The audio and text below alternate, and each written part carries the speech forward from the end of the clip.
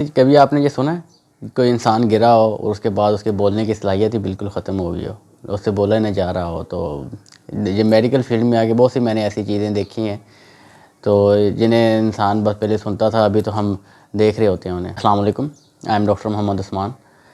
تو wash room میں گرنا یہ بہت ہی زیادہ کامن ہے ہماری سوسائٹی کے اندر، اور اسپیشلی جو فیمیلز ہیں وہ موسٹلی کئی دفعہ گر جاتی ہیں، کیونکہ ہمارے یہ واش رومز ہیں اس کے اندر یا ماربلز لگی ہوتی ہیں یا ٹائلز لگے ہوتے ہیں، تو اس کے اندر سلپ ہو جاتا ہے۔ آپ کی جو چپل ہے یا جوتی ہے وہ اچھی نہیں ہوتی، تو اس وجہ سے بھی انسان کئی دفعہ گر جاتا ہے، سلپ ہو جاتا ہے۔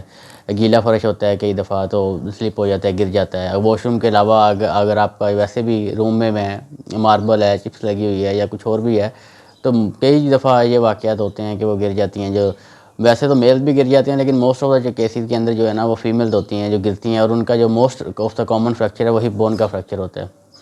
اچھا، اس کے علاوہ ابھی ایک ریسنٹلی ہمارا ادھر کیس آیا ہوا تھا، تو ابھی وہ ینگ فیمیلز ہی ہیں، تو وہ گر گئی ہیں واش روم کے اندر۔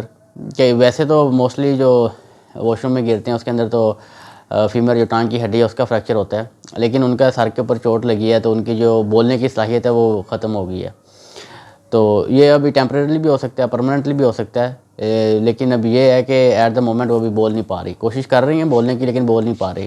ان کا جو سی ٹی اسکین ہے، ایم آر آئی ہے، تو وہ انہوں نے وہ کروایا تھا، لیکن اس میں بھی اتنا زیادہ کوئی نظر نہیں آیا کہ کہاں پہ کوئی بلیڈ ہو یا کچھ اور ہو جس سے کوئی ڈائگنوز ہو سکے، لیکن یہ سی ٹی اسکین اور ایم آر آئی بھی بالکل کلیئر آیا۔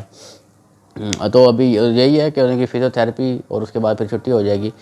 تو اگر آپ لوگوں کے ساتھ کبھی کچھ ایسا حادثہ ہوا ہے تو آپ لوگ شکر ادا کریں اللہ کا کہ اگر آپ لوگ صحیح سلامت ہیں۔ تو کئی دفعہ یہ والا مسئلہ جو ہے وہ اسٹروک کے پیشنٹ کو بھی ہو جاتا ہے جب وہ بول نہیں پاتے بعد میں، لیکن اس کیس میں تو جو وہ گری تھیں اس وجہ سے وہ بول نہیں پا رہی تھی۔ تو کائنڈلی یہ جب آپ لوگوں کے جو فرش ہیں، ماربلز ہیں، ٹائلز لگی ہوئی ہیں، تو انہیں صاف رکھیں، اور جو اپنی چپل ہے وہ ایسی ہونی چاہیے کہ آپ گرے نہ، آپ کو جو گرپ ہونی چاہیے اس کی جو فلور کے اوپر ہے۔ تو ابھی وہ بھی مہینوں پہ جا پڑی ہیں یا سالوں پہ، اب یا ٹیمپریریلی ہو سکتا ہے، پرماننٹ۔ تو اللہ کرے، ہماری تو یہی دعا ہے کہ وہ جلد سے جلد صحت یاب ہو جائیں۔ گھر والے زیادہ پریشان ہوتے ہیں تو خیال کیا کریں، اگر اللہ نے آپ کو صحت دی ہے اس کا شکر ادا کریں۔ تو اس کے بعد ایک لڑکی تھی، ابھی وہ چھوٹی سی ہے، 7-8 کلاس میں تھی، تو اسے دیکھیں اسی عمر میں ڈائبٹیز ہے، ان کی جو right side of the league تھی وہ بھی نہیں کام کر رہی تھی بالکل ہی۔ ذرا سا بھی اسے آپ ایگزامینیشن کے ڈیورنگ ایگزامینیشن اگر آپ اسے ٹچ بھی کرتے تھے تو وہ بہت زیادہ انہیں پین فیل ہوتی تھی۔